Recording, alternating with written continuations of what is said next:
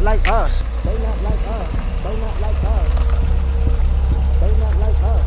They not like us. They not like us. You think the bagel let you? Well, this is me.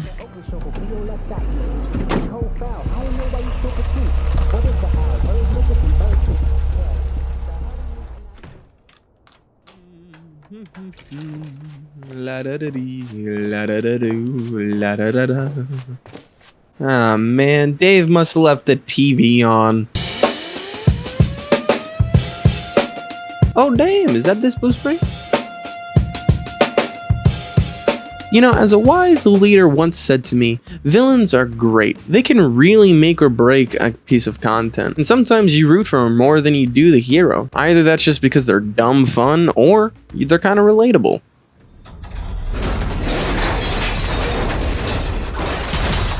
Now when it comes to games, you don't really root for the villain, mainly because you're the one who's going after it. In the case of Far Cry 3, it has one of the best villains to root for, and that's Voss. Mainly just because he's a sadistic bastard who's just having fun torturing your friends. Just look at his crazy eyes.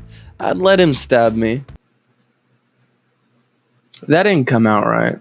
However, Voss really isn't in Far Cry 3 that much. He's here and there for a few cutscenes and cool moments. He's only there for the first half until you kill him, which kind of leaves the second half just dull and empty. The main villain is this fancy boss guy that cuts off your finger. And the Far Cry franchise is known for having their rememberable villains, but no one is as rememberable as Voss. He steals every scene that he's in. Hell, he's the main promotion for the entire game. He's the first thing when you think about Far Cry, just due to the success of Far Cry 3. And hell, he even had his own 3-part series on YouTube.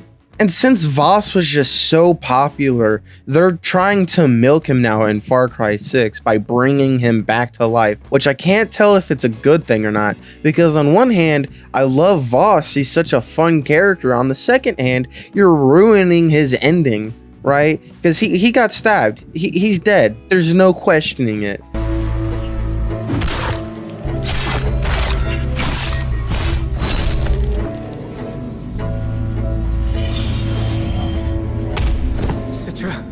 Yeah, because he can just walk that off.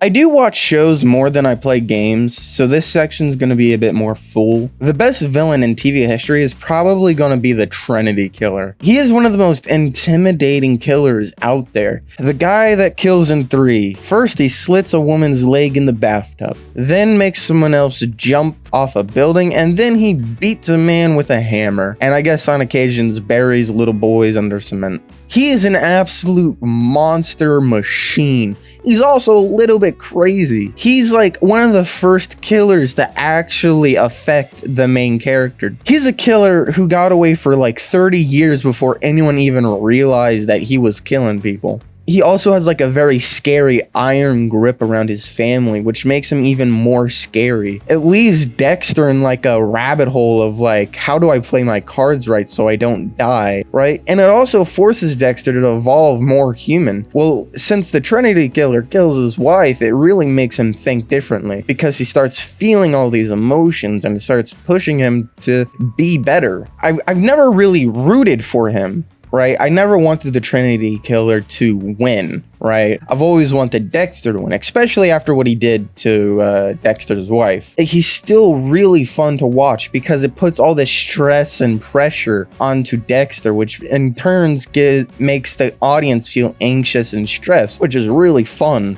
It's a really fun character, and it's more satisfying when you see him finally get taken out. And the same area as this is probably going to be Homelander, because he's also a villain who's extremely scary and has an iron grip on everyone. The way he wears his mask to fool the masses, but also unleashes pure anger and wrath onto anyone who just slightly annoys him. It's pure fear because you gotta really play it safe. You can't speak up, you can't challenge him, or else you're gonna get lasered. And he's also like a giant man baby, so he's really emotional. So you're never gonna know when he's upset. And if he is upset and you say something wrong, he isn't gonna hesitate to kill you. Or is he gonna hesitate to even care? His whole character is very flawed. He thinks that he's this indestructible god, even though he's been almost beat before. You don't root for him necessarily, but it is so fun to watch him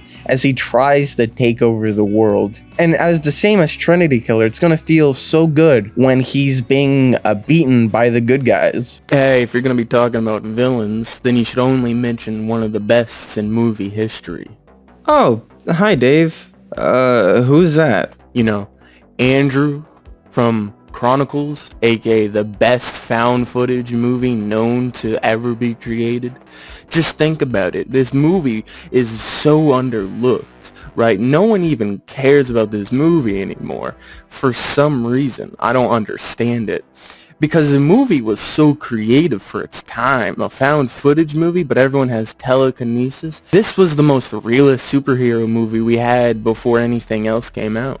It was not surreal or fantastic. It was a realistic journey with boys who gained superpowers. And Andrew being a neglected boy who is constantly being beat by his father and abandoned by his peers. It only makes sense that he snaps near the end of the movie, going all berserk on the town. While having some of the coolest scenes, he also just is the most sympathetic character. You can relate to someone like this, or you know someone like this, someone who has a hard life, and someone who, if had the chance, would probably snap and take out everything with their immense power. The pure creativity of the movie saves it too. It just is so unique, and Andrew has some of the coolest abilities. Everyone has their own parts to it. Matt is the neutral, Steve is the creative, and Andrew is the power. He eventually learns that his power isn't a joke and that he can seriously do some harm. And it's not like his explosion came out of nowhere near the end of the movie. His father was literally about to beat him while he was in a coma for being in a fire. Man, that sounds terrible. Yeah, he's a real asshole. Man, I really wish this movie got more coverage. It's so good. Hey, are you okay? Oh. Yeah. I'm good. Alright, what about Green Goblin from Spider-Man? Spider-Man. I forgot how much of a nerd you are. Yes, the Green Goblin is the main reason why the first Tobey Maguire Spider-Man movie did so well. But, you know, he's also a little bit cheesy and corny when you look back at the movie, but I'm pretty sure this whole franchise is cheesy and corny. He's just a fun evil, fun chaos, kind of like that Voss character you said.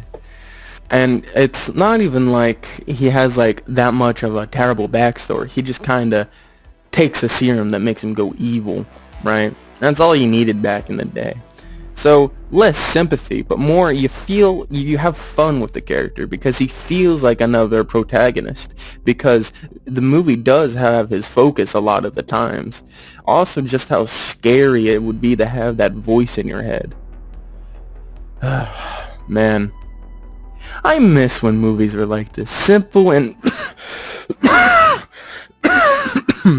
Hey man, are you sure you're okay?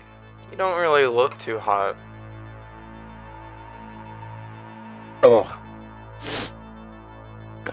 Yeah, why do you ask? In Japan, the hand can be used like a knife. But this method doesn't work with a tomato. That's why we use the Ginsu. It was Space Invaders. Now all different forms of the game are storming the market and taking a big Space Invaders. Space. Dave? Okay, let's just cut to the interview real quick. This is Black Lung Reviews. Today I'm here with Blue _Spring _ to talk to him about his legendary and mythical video, My Favorite Villains. Hello, Blue _Spring _ What's up? Now, I'm gonna ask you some questions about your video there, if that's alright with you. Yeah, I'm fine with it. Alright, great. What made you decide to make that video? I felt like it. I mean, that's about it. Alright. Who is your favorite villain in that video? I don't know. Okay, great. Alright, settle down. Settle down. I said settle the f- Didn't do anything. I'm talking to that guy in the back. Anyways, third question. When is my favorite heroes coming out? Never. Well, that kinda includes Black Lung reviews. Shit, it's over already? Man. What are you guys doing here? Hello, Squire.